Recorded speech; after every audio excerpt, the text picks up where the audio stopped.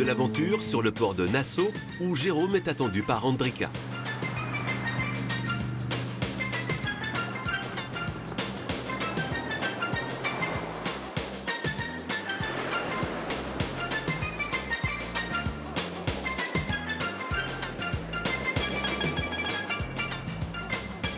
Hello Andrika.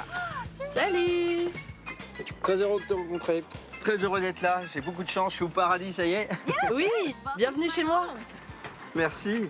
Je nous ai commandé des noix de coco. C'est la première chose à faire quand tu arrives ici. Tu veux goûter? Bien sûr. Santé, cheers. Cheers. Oh, magnifique. Donc on est à Nassau, la capitale des Bahamas, que je vais te faire découvrir.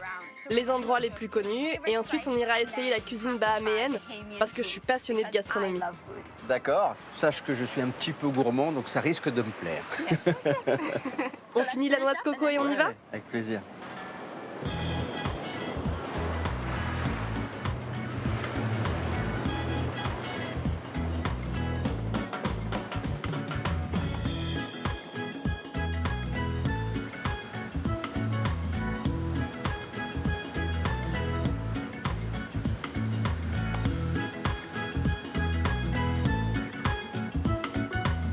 On est dans une rue typique ici de Nassau. Les maisons sont toujours aussi colorées. Oui, comme les Bahaméens, c'est vivant et plein de couleurs. Et là, nous sommes dans une rue typique. C'est toujours très animé avec toutes ces maisons de style colonial, parce que nous étions une colonie britannique. Ok. C'est un mélange de maisons traditionnelles, donc coloniales, et puis style colonial, mais beaucoup plus moderne et beaucoup plus flashy, comme on dit. Hein. Ça donne une espèce d'énergie, ces couleurs, qui est très agréable.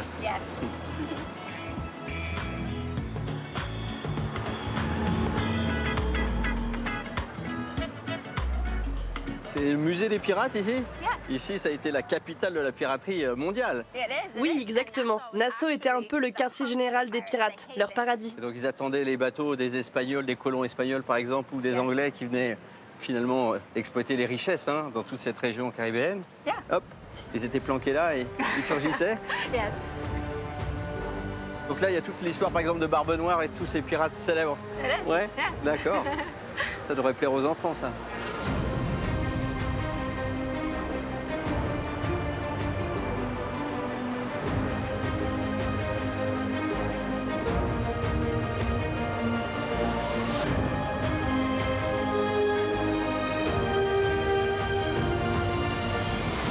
L'activité touristique, c'est très important. Ici, je vois les bateaux de croisière.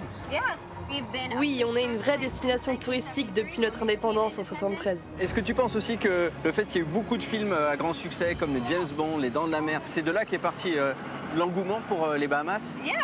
Oui, de nombreuses stars viennent encore ici aujourd'hui pour profiter des plages. Bon, alors peut-être que je vais rencontrer Sean Connery ici aux Bahamas. Peut-être, il vit toujours ici. Ah, toujours? D'accord.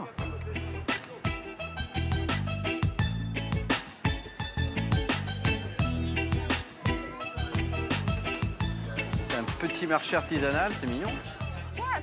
Oui, les Bahaméens sont doués pour le travail manuel. Et ici, sur ce marché, ils travaillent beaucoup le bois.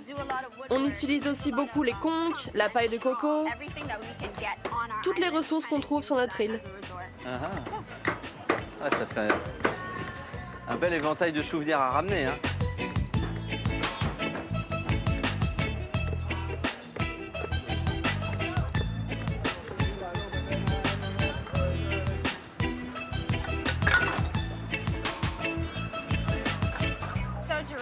Bon Jérôme, tu as vu la vieille ville très touristique, mais je voudrais te montrer des Bahamas plus authentiques. D'accord. Et là, nous sommes sur les docks de Potter's Cay pour manger du poisson et des conques. Les conques, c'est vraiment typique des Bahamas. On est connu pour ça. Ce sont les conques, ce qu'on appelle aussi dans les Antilles françaises le lambi. Pour les sortir de leur coquille, il faut taper dessus. Après, on plante un couteau dans la coquille pour la décoller. Ok? Et voilà, regardez ça. Et tu vois cette partie-là? Attrape-la. C'est du Viagra naturel. Ça va améliorer ton kung-fu. Mange-le. Ok, je kung-fu, c'est parti. Ok. Il est drôle. Et ça, c'est pour les poissons. Fishy. Tu vois les Raimentas? Ah ouais. Elles adorent ça. Alors comment tu cuisines ça? Il y a plein de façons, mais aujourd'hui on va les goûter brutes. Tu peux cuisiner les conques avec du beurre, les cuire à la vapeur, en ragoût. Mais le meilleur c'est en salade. D'accord. C'est très bon. Et là, je vais vous montrer la façon la plus rapide de goûter les conques. Donc on met un peu de piment, on ajoute du citron vert. Le citron vert apporte de l'acidité. L'acidité va cuire la chair. C'est un peu comme un ceviche ça. Oh, c'est sympa. Allez, goûte-moi ça. J'enlève le petit morceau de piment aussi. Hein.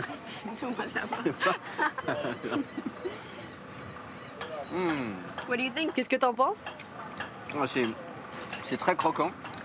C'est frais. Le petit citron relève, alors le piment, bam, derrière. Parfait. Bien. Bravo Ali. Bravo chef. Merci à toi. Merci beaucoup Ali. Je te souhaite un bon séjour chez nous. C'était formidable.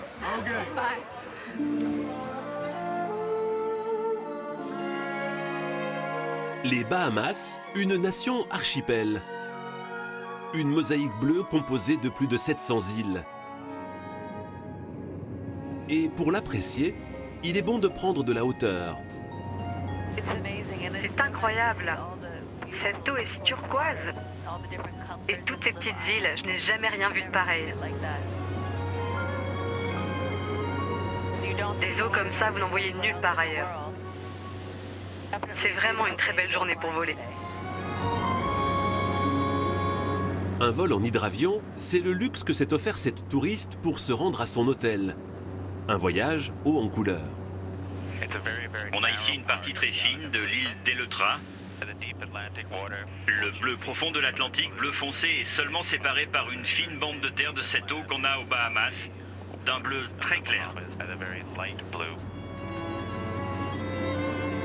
Les îles des Bahamas forment un État indépendant qui ne compte que 390 000 habitants. Entre la Floride et Cuba, une dizaine d'archipels principaux s'étendent sur 1000 km, du nord au sud. Voler au-dessus des Bahamas, c'est vraiment quelque chose de spécial pour moi. Je suis né ici et j'ai grandi ici. Avec mon avion, en un jour, je peux être dans 5 endroits différents du pays. Et chaque endroit est unique. Il n'y a pas d'autre travail au monde que l'on puisse comparer à ça. Si Paul adore prendre de la hauteur, d'autres préfèrent visiter les îles au fil de l'eau. Gavin Christie est agent immobilier, un spécialiste des îles à vendre et à louer. Toujours à la recherche de la perle rare. Waylon, qu'est-ce qu'on a là-bas? C'est quoi cette île? En face, c'est Dennis Cay. À droite, on a Little Samson Cay. Et sur toutes ces îles, on trouve des infrastructures? Exactement. Ah, excellent. Son terrain de chasse, l'archipel des Exumas, la plus grande concentration d'îles privées au monde. L'archipel des Exumas est fantastique. C'est un superbe endroit.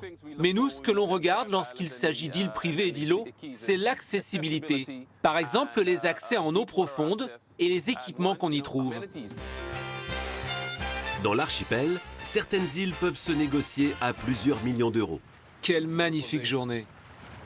Aujourd'hui, Gavin vient visiter Falls Cay, une île privée où l'on peut louer des villas les pieds dans l'eau. Alors Waylon, dis-moi en plus sur cette villa. On se dirige vers la Sweetwater Villa. C'est une villa avec 3 chambres. Pour réserver cette villa, les clients de Gavin devront débourser 5 000 € par nuit. Et ce qui justifie le prix se trouve sur la terrasse. Waouh, quelle vue! Comme vous pouvez le voir, la marée est basse en ce moment. C'est incroyable. Les bancs de sable sortent de l'eau. Il y a une famille dessus. Ils jouent et récoltent des coquillages. Incroyable.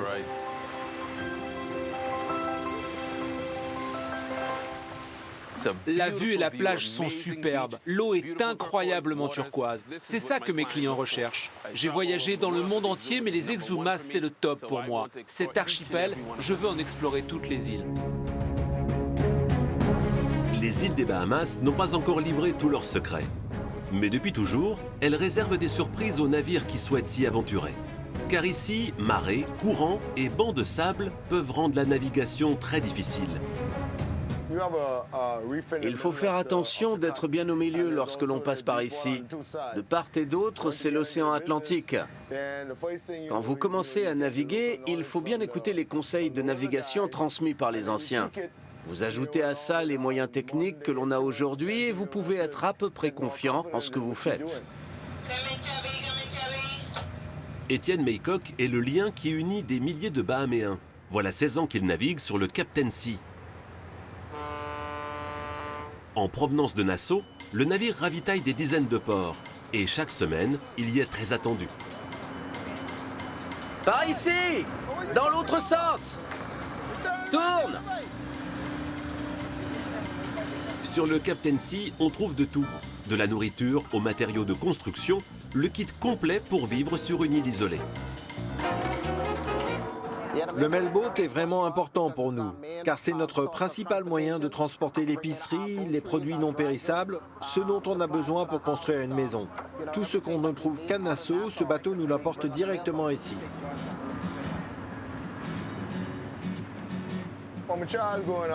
Quand j'étais petit, mon rêve a toujours été de devenir capitaine. Avoir mon propre bateau pour aider mes concitoyens. C'est très important pour notre communauté. Le Captain Sea assure le lien entre les habitants de cette nation archipel. Une mosaïque bleue qui fait l'identité et la fierté des Bahaméens.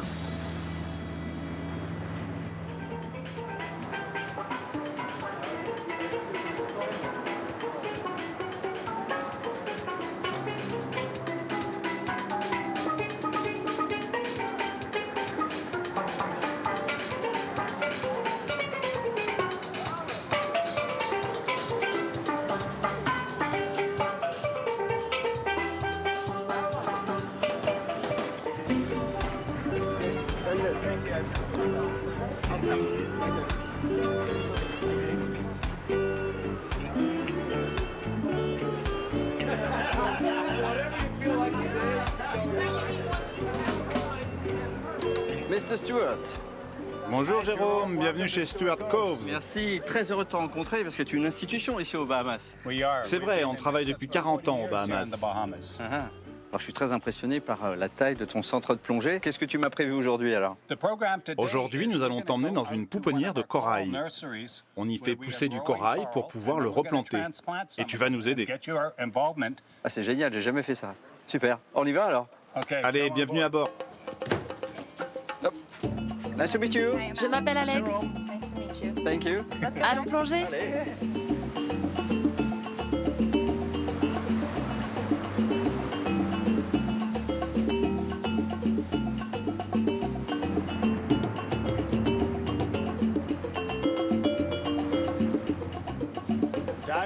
La plongée a toujours été ma passion. J'adore mon métier, chaque jour je suis impatient d'aller travailler. J'ai pu participer au tournage de James Bond, sur le film Rien que pour vos yeux en 80. En 82, j'ai aussi participé au tournage du film Jamais plus jamais. Je participe régulièrement à des tournages de films et ça me permet d'acheter des équipements. On a en fait monté notre business grâce à Hollywood.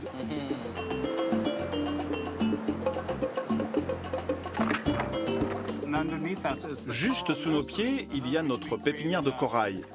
Nous l'avons créée il y a 12 ans. Nous faisons pousser le corail sur des structures et lorsqu'ils sont assez grands, nous les replantons un peu partout. C'est Alex qui est notre spécialiste du corail. Et elle va t'apprendre aujourd'hui comment le replanter. C'est génial.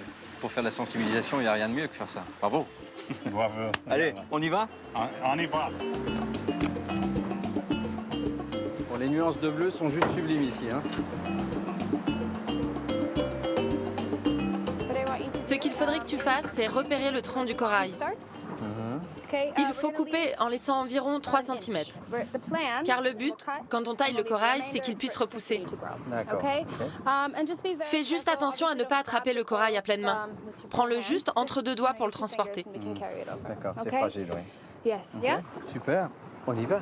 On y va, I love that. Le français est si joli. C'est très vivant là-dessous. Il y a des requins, des murènes, des raies pastenagues. Mais ne t'inquiète pas, si tu vois des requins, tu gardes les mains comme ça. Okay.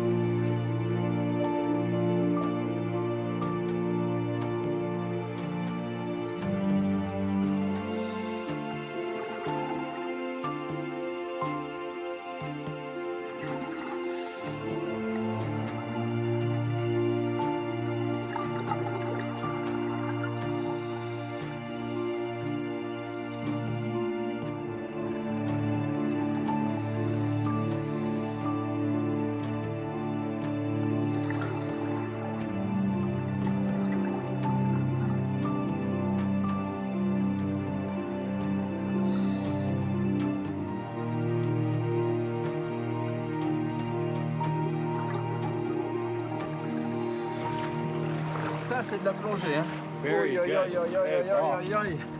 Quelle plongée! Quel moment incroyable! On a tout eu, je pense, là. Les raies, requins, mérous, langoustes. Langoustes aussi. De poser aussi délicatement les coraux directement sur la roche, là. C'était aussi un chouette moment, ça. La nature est très dégradée par les ouragans et il est difficile de réparer tout ce qui a été abîmé pendant les tempêtes. Pas de corail, pas de poissons, on l'a vu, hein, tous ces poissons qui viennent manger, s'alimenter autour de ces coraux. C'est par là que ça commence finalement. Oui, et c'est très important pour nous, en tant que plongeurs, de rendre à la nature ce qu'elle nous donne. Les plongeurs sont naturellement écologistes. C'est donc une évidence pour nous de protéger ce que l'on aime. Exactement.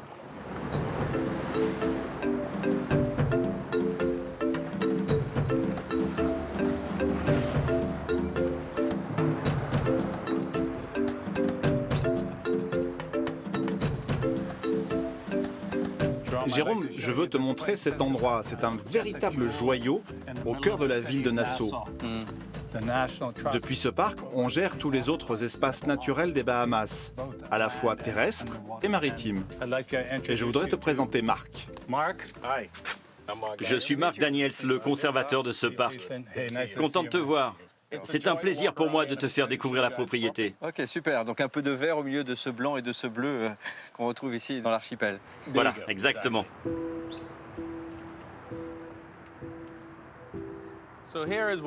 Voici l'un de nos palmiers. C'est l'un des plus grands du parc. C'est aussi le plus costaud. Il a survécu à pas mal d'ouragans. Il a été planté ici dans les années 50. Et il est vraiment majestueux. C'est l'un de mes préférés. Il est bien rectiligne. Hein.